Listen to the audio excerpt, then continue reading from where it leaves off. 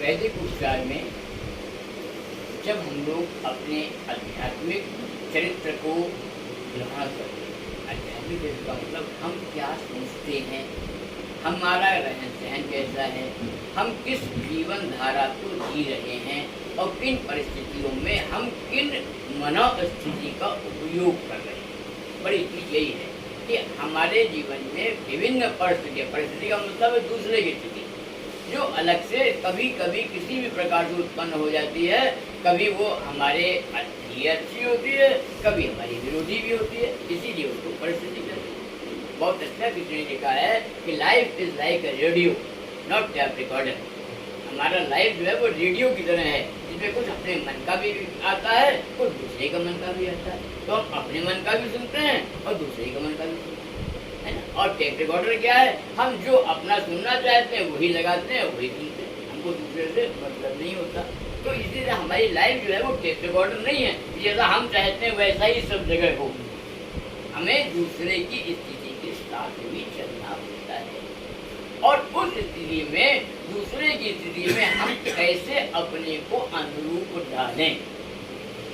भाई हम सब बैठे हैं, एकाएक ठंडक आ गई, बहुत तेज हवा चलने लगी, शीत बढ़ गया, तो हम क्या करते हैं, हम कपड़े पहन लेते। रहते हम उसी में, लेकिन हम एक कपड़े के लिए कपड़े पहन लेते हैं, स्वेटर पहन लेते हैं, कोट पहन लेते हैं।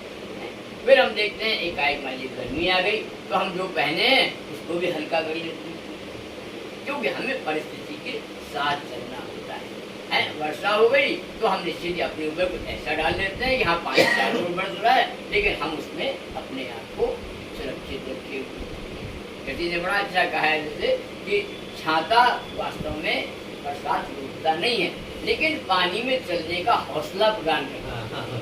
हम खाली उसको ऐसे सर में लगा लेते हैं और आराम से हम चलते चले जाते हैं, क्योंकि हम अपने आप को मेंटली प्रिपेयर कर लेते हैं कि हाँ भाई पानी बरस रहा है, हम उसमें बढ़ना है। यही स्थिति है। किसी ने बहुत अच्छा कहा है कि परिस्थितियों में मनोस्थिति को संभाल के रखना ही एक योगी का जीवन है। आज हम लोग उसी स्थिति में आगे बढ़ रहे हैं। तो हम लोगों ने अपने जीवन में बढ़ने के लिए कुछ चीज़ों के हमने एक प्रयास किए हैं, जिसमें आपने रेकी में पढ़ा होगा, हम लोगों को कुछ चीज़ों का उपयोग करना होता है। इसको हम लोगों ने 7 प्रयास के रूप में देखा है। 25 नंबर पेज संख्या है, पेज नंबर 25। अच्छा ठीक। वास्तव में अगर हम लोग इन चीज़ों के साथ जीवन जीते हैं तो हमारा जीवन आसान हो सकता है। इसमें सबसे पहला प्रयास दिया हुआ है कि मैं प्रयास करूंगा उन्हें अनावश्यक क्रोध न आए। अर्थात क्रोध क्या है? क्रोध वास्तव में किसी भी रूप में कामनाओं की पूर्ति ना होना। जो हम चाहते हैं अगर वह पूरी नहीं हो रही है, हमारे अनुरूप नहीं हो रहा है, तो उसके प्रतिरोध में जो भाव आता है उसी का नाम क्रोध है। हमको गिलास ऐसे रखना है, देखा नहीं साहब ऐसे रखा जाएगा, बस अब क्यों रखा जाएगा, ऐसे रखा तो ऐसे जाता है। तो छोटी सी बात कि हम अपने अनुरूप नहीं चाहते जो चीज, वो चीज होती है तो वहाँ पर क्रोध होता है। और क्रोध की भावना में एक और बड़ी विशेषता है कि अगर हमारे अनुरूप कार्य होता चला जाए तो क्रोध नहीं आता है, तो अभिमान आ जाता है। ये बड़ी समस्या है कि अगर अनुरूप चल रहा है तो क्रोध नहीं आएगा, तो अभिमान आएगा, जो मैं चाहता हूँ वही होता है, मेरे अलावा साहब पत्ता नहीं हिल सकता, तो अभिमान, तो वो भी उतना ही नुकसानदायक है जितना कि क्रोध। अर्थात हमको इससे बचकर रहना। यहाँ इस बात साफ साफ लिखी है, लिखते हैं कि मुझे अनावश्यक क्रोध न आए। कभी कभी ऐसा भी होता है किसी जगह पर किसी दूसरे को सुधारने के लिए हमें क्रोध की आवश्यकता भी पड़ती है। वहाँ वास्तव में अभिनय होता है, क्रोध नहीं होता है, क्रोध का अभिनय होता है। हम छोटे से बच्चे को जब कहते हैं पढ़ो बैठ के, नहीं तो एक थप्पड़ भी लगाएं, क्या वो नहीं पढ़ेगा तो थप्पड़ मारने से पढ़ जाएगा? नहीं। लेकिन हाँ, वहाँ पर एक मन की भाव होता है, ये नहीं मार दे उसको कि उसको बहुत भयंकर चोट लग जाए। जो मास्टर भी होता है वो भी थोड़ा सा क्रोध दिखा करके उसको पढ़ाई की ओर ले लेकर के आता है। इसलिए कहते हैं क्रोध परमात्मा ने एक ऐसा अस्त्र दिया है जिसके द्वारा हम किसी नियति को बदल सकते हैं, अनुरूप कर सकते हैं या उसके प्रतिरोध में अपने आप को खड़ा कर सकते हैं। इसलिए क्रोध आवश्यक है। ये मतलब नहीं है कि क्रोध बिल्कुल ना किया जाए। कहते हैं बहुत अच्छा इसमें एक संस्मरण था कि किसी कहीं कोई एक सर पर रहता था सांप, वो सबको जो है खूब प्रस्ताव सब करते थे लोग। कोई ऋषि निकले, उन्होंने कहा नहीं ये कोई गलत है, तुम्हारे ये कर्म खराब है, ये वो सब समझाया तो उसने नहीं किया, छोड़ दिया। कुछ दिन बाद ऋषि निकले, देखा वो मरा गिरा सब पड़ा हुआ, बहुत चोट लगी। हमने क्या हुआ? मतलब महात्मा जी आप सिखा गए थे तो हमने काटना बंद कर दिया, तो आप बच्चे ही पत्थर मार के वो भाग जाते हैं, चोट लगे। तो उन्होंने कहा कि नहीं भाई, हमने ये थोड़ी कहा था, हमने काटने को मना किया था, काटने को थोड़ी मना किया। कम से कम तुमको अपनी सुरक्षा तो कर सकते हो। तो वही बात है, ये कहना चाहते हैं कि क्रोध भी अनावश्यक या अति क्रोध नहीं करना चाहिए। क्रोध एक ऐसा अस्त्र है जो समय समय पर हमारी सुरक्षा भी प्रदान करता है। हम उसको सुरक्षात्मक दृष्टि से लें, बाकी अनावश्यक क्रोध ना करें। दूसरा उन्होंने कहा है कि मुझे अभिमान नहीं होना चाहिए, क्योंकि अभी हमने इसके पहले भी आपको बताया कि क्रोध की एक विशेषता क्या है कि अगर इच्छाएं पूरी होती जाएं तो बहुत जल्दी अभिमान आने लगता है। आप किसी भी ऑफिस में काम कर रहे हैं, अगर किसी ने विरोध किया तो आपका दुश्मन होता है। अगर सब आपका मान रहे हैं तो आप 4 लोगों से अरे साहब आज जहाँ जाता हूँ बस सब मेरे हिसाब से मैं जाता हूँ तो खड़े हो जाते हैं, तो अभिमान भी उतना ही नुकसान है। तो हम अभिमान नहीं करेंगे। तीसरा क्या है? मुझे चिंता नहीं करनी है। चिंता अपने आप में एक क्या गुण है? किसी चीज का प्रेडिक्शन होना, पहले से ही हो जाता है ये गड़बड़ तो नहीं हो रहा, ये हो सकता है यार हम जा रहे हैं सड़क पार कर रहे हैं, ऐसा ना कहीं कोई आ जाए, तो ये चिंताएं हैं। जबकि सुरक्षा करना एक अलग चीज है और चिंता करना एक अलग है। सुरक्षात्मक दृष्टि को अपनाना चाहिए, लेकिन किसी भी चीज की अनावश्यक चिंताएं नहीं करनी चाहिए, क्योंकि चिंता भी अपने आप में हमारे अंदर विष ही पैदा करती है।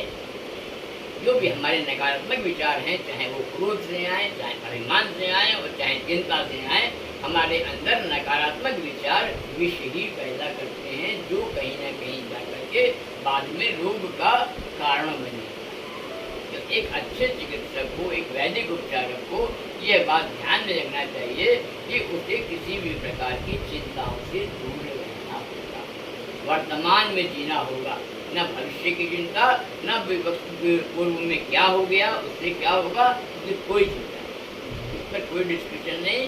जितना हो सके अपना वर्तमान में रहें। परमात्मा ने सुबह उठाया है तो भूखा उठाया है, लेकिन निश्चित है कि शाम तक वो जब जाएंगे तब तक कहीं न कहीं से वो भोजन रोटी खुद जरूर देगा। इस विश्वास के साथ ही हमें अपना जीवन जीना चाहिए।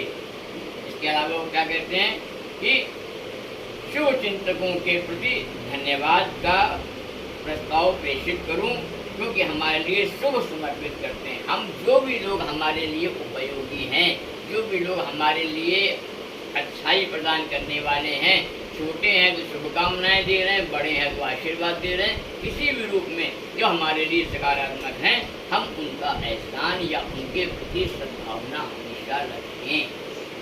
वो बहुत अच्छे नहीं कहलाते हैं लोग कि जो किसी भी प्रकार के सद्भावनाओं से दूर रह के या उसके विरोध में समस्याएं बोलते हैं। एहसान फरामोश आदमी को बहुत दुख होता है, अरे यार मैं तो बहुत किया है, इसके बाद में इसने बदले में बहुत किया। इस भाव से बचना चाहिए, क्योंकि ये दुनिया अभी आगे इसलिए बताएंगे कि आह और वाह से ही चलने वाली दुनिया है।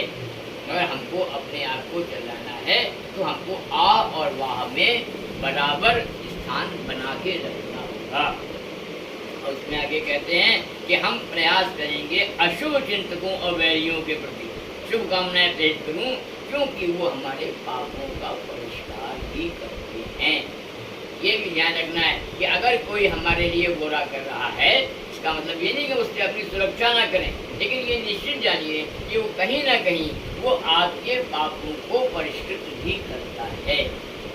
वो आपके अंदर कुछ नहीं तो एक क्षमता ही पैदा करता है कि हम विपरीत परिस्थिति में कैसे करें। इसको पूर्व जन्म के या पूर्व प्रारब्ध के लिए भी कह सकते हैं कि हमारे प्रारब्ध को काटता है। हर परिस्थिति अपने प्रारब्ध के साथ ही आती है, जैसा कि हमारा धर्म हमको बताता है।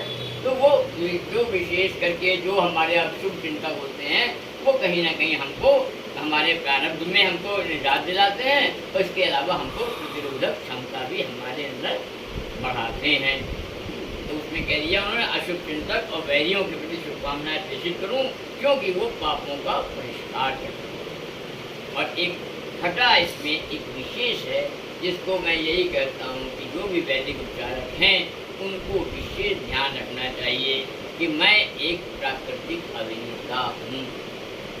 अभिनेता का मतलब ये होता है जो अभिनय करता है, उसे मालूम है कि वो नहीं है, लेकिन वो प्रदर्शित करता है। कहने मतलब एक व्यक्ति एक ही जगह बैठकर भिन्न भिन्न रूपों में होता है। जैसे कहीं किसी का पिता होता है, कहीं किसी का मित्र होता है, कहीं किसी का पति होता है, तो कहीं किसी का पुत्र भी होता है, और उनको सबके बीच में सबके तरीके से ही बिहेव करना होता है। इसमें एक अच्छा सा श्लोक किसी जमाने में मेरे मन में आया था, वो मैं आपके सामने बताता हूँ। इसमें आगे दिया हुआ है कि निर्देशकम स्थितो ब्रह्म दर्शकम स्वयं शुभम रंग भूमि अखिल विश्व पात्रमपि प्रतिजंतवः। ये लाइन मुझे जाने कहाँ से मेरे दिमाग में आई, तो मुझे लगा कि भाई ये क्या है। तो मैं विज्ञान का छात्र रहा हूँ, मुझे कोई संस्कृत का भी ज्ञान नहीं था। फिर जब अपने मित्रों को बताया, भाई को बताया, मैंने ये तो विषय है, ये तो कोई श्लोक है। तो हमने कहा श्लोक तो नहीं है, हमने तो कहीं पढ़ा भी नहीं, और ये मेरे मन में ये बात। तो उसका जब अर्थ व्याख्या की गई तो कई लोगों ने और हमारे विद्वान लोग जो मित्र हैं उनसे बात, उनका एक बहुत अच्छा दर्शन है अपने आप में कि निर्देशकम स्थितो ब्रह्म, यह ब्रह्म, यह परमात्मा इस दुनिया का निर्देशक है। वही इस संसार सृष्टि संसार को चलाने वाला है। निश्चय कहीं ना कहीं, और ये तो है ही, सभी जानते हैं, तो उसको हम लोग परमात्मा कहते हैं। तो वही निर्देशक है, और दर्शकम स्वयं शुभम, और वही इसका दर्शक भी है। ये नहीं कोई दर्शक दूसरा है, वही चला रहा है, वही आपको आज्ञाएं देता और वही उसका आनंद भी देता है ना।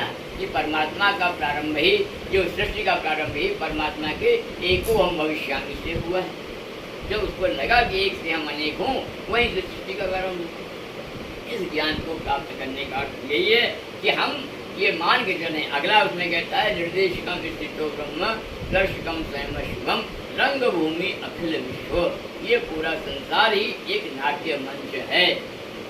पात्रमपि प्रतिजंतवः, और उसका प्रत्येक जंतु, प्रत्येक जीव जो है उसका वो एक पात्र है, वो अपना अभिनय कर रहा है।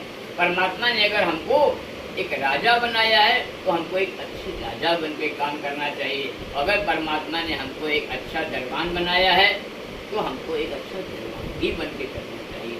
उसमें हमें ये नहीं करना चाहिए हमें परमात्मा ने ये क्यों दिया, और साहब वो क्या फ़ायदा हुआ, और साहब वो फलाने तो ऐसा करते, और साहब आजकल तो भगवान भी जो है वो बदमाशों का है साहब, वो तो साहब वो लोग करते हैं, तो मतलब आप कहीं ना कहीं सोचते अल्लाह यार हम थोड़ी बदमाशी कर लेंगे। वास्तव में हमको इन विचारों से अपने आप को दूर रखना चाहिए, और ये मान के चलें हम जहाँ पर हैं, जिन परिस्थितियों में हैं। अब इसमें बहुत बड़ा अच्छा दृष्टांत आता है रामायण का। जब रावण को मालूम हुआ कि ऐसा ऐसा राजकुमार आए हैं, वो क्या कहता है कि खरदूषण मौसम बलवंता तिन्ह कुमार बिन भगवंता, जो रघुवंशलीन अवतारा सुर रंजन भंजन मही भारा।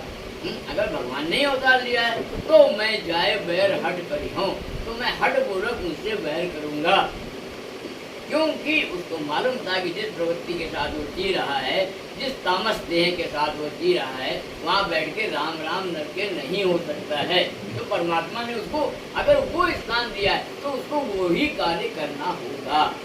और जब वो ये कह देता है कि तो मैं जाए वैर हट करी हूँ, तो इसका मतलब वहाँ से वैर तो समाप्त हो ही जाता है। वो वैर का एक चरित्र निभा रहा है, वहाँ से वो अभिनय कर रहा है। तो वास्तव में यही एक सच्चाई है कि अगर हम अभिनय को ही अपना आधार बना लें, जब हम एक बच्चे के सामने बैठते हैं एक बहुत अच्छे पिता की तरह जितना हम उसको दे सकते हैं, जितना उसको सहायता कर सकते हैं उतना करें। माँ के सामने बैठ जाते हैं तो हमें ये मान के चलना चाहिए कि अब चाहे कुछ भी हो, मैं इनका पुत्र हूँ तो मैं तो इनके लिए ही सर्वस्व हमारा अर्पण करना ही है। जब ये भावना आ जाएगी तो हम दोनों के प्रति न्याय कर पाएंगे। जब हम पत्नी के साथ बैठते हैं तो हमें मालूम होना चाहिए कि हम पत्नी के साथ क्या बिहेव करें, क्या जन को चाहती है और क्या हम कर रहे हैं। जब हम उस पर व्याख्या कर लेंगे अपने आप की, फिर वहाँ पर घर के कोई भी लड़ाई झगड़े सब समाप्त हो जाते हैं।